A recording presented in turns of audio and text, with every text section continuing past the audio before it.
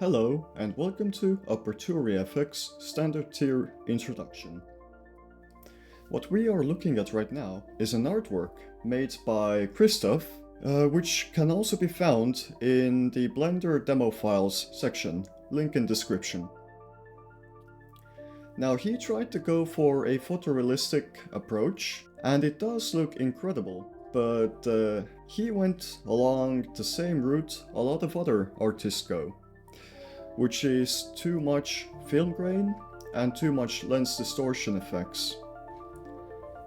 Which is why I have made an add-on called Aperturia FX, which automates the whole process. This means it will handle all of the effects from a single node with constraints, which keep you from using excessive effects, so that your render could look as convincing as possible.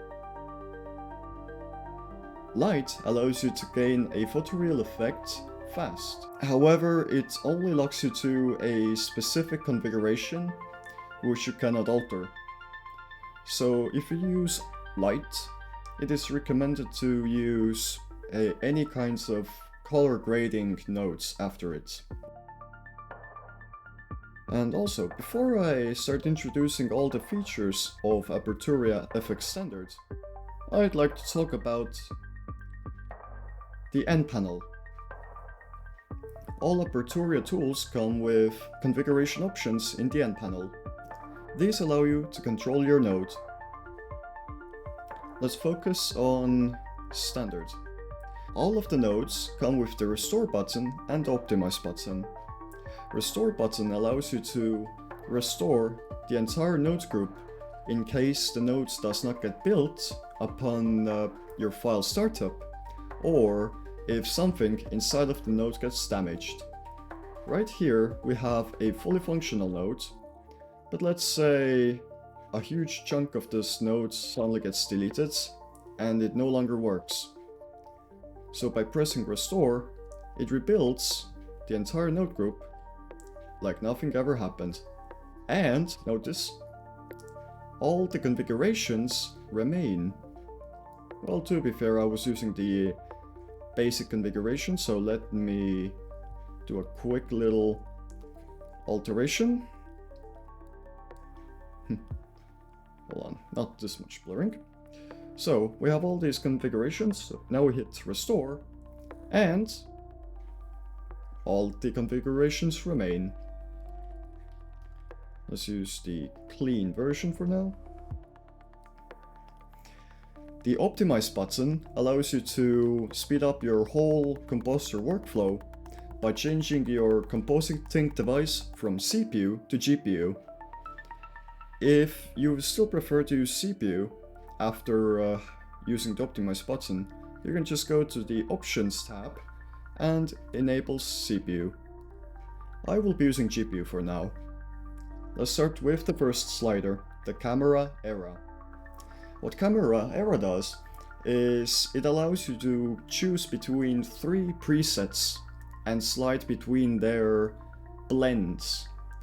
At value of 1, you will have a professional camera or like a DSLR camera preset. At 0.5, you have something that allows you to build more of a early 2000s cameras.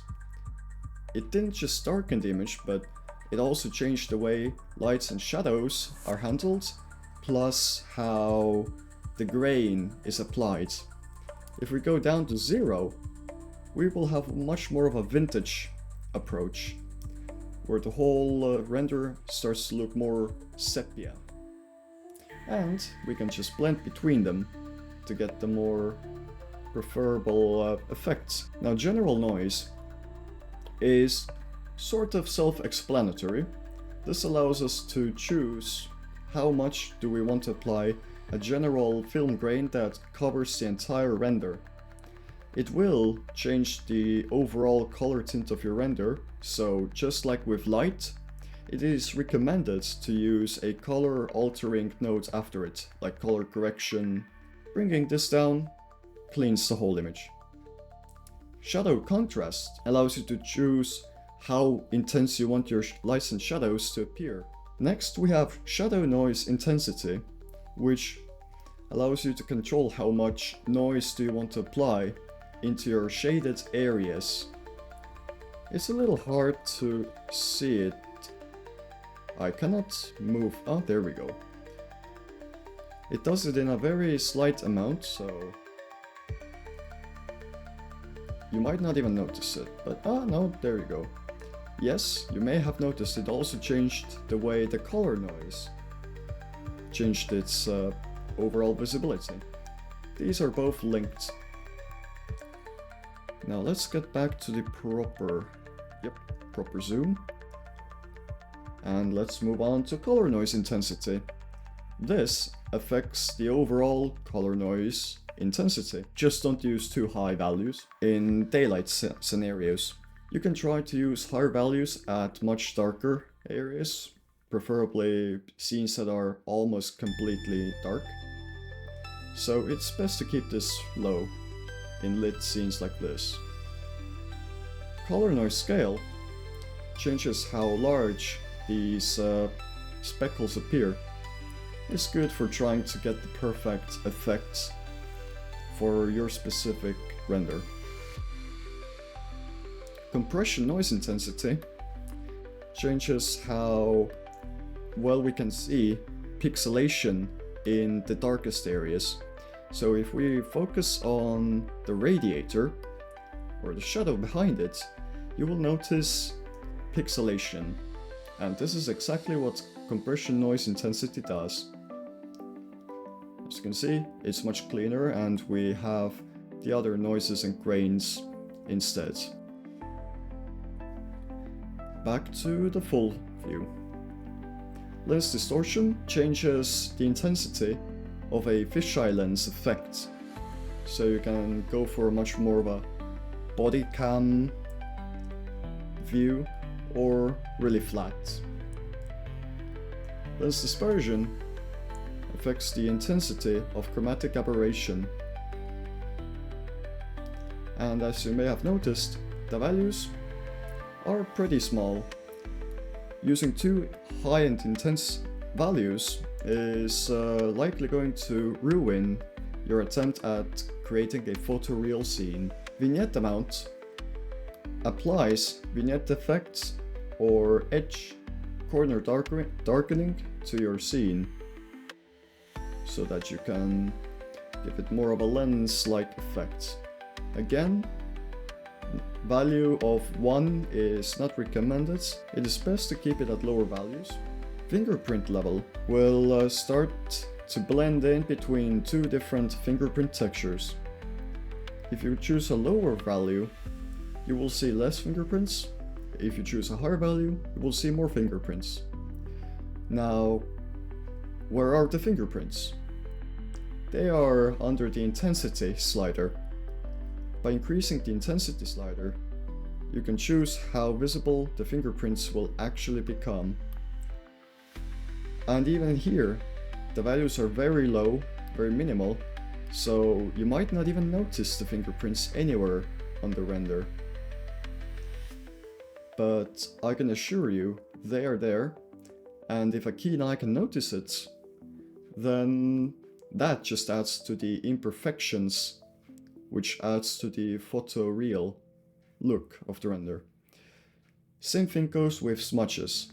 Smudges apply all sorts of wipe marks and dirt onto the lens and functions the same way the fingerprints do. Image blurring blurs the entire render. Alone, it should be kept at 0 or at very low values, but it can also be combined with pixelation, like so. It will already create this older video or photo which is at a lower resolution, so you can basically play with the HD-ness of the render. And if you want, you can start combining all of these together.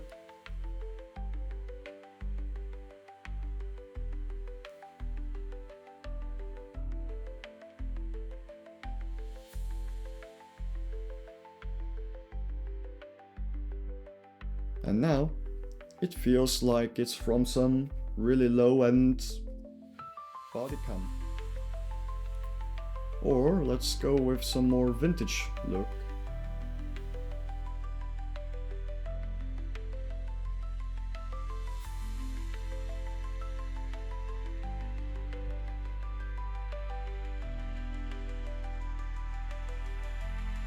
Ooh, look at that. Feels a lot more retro-esque.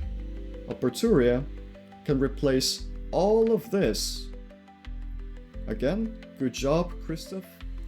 Incredible render. But you can replace all of it with a single node group. And if you're watching this before 1st of November 2025, you can get yourself any Aperturia tiers 33% off by using the code APT104 on Superhive Market. Link also in description.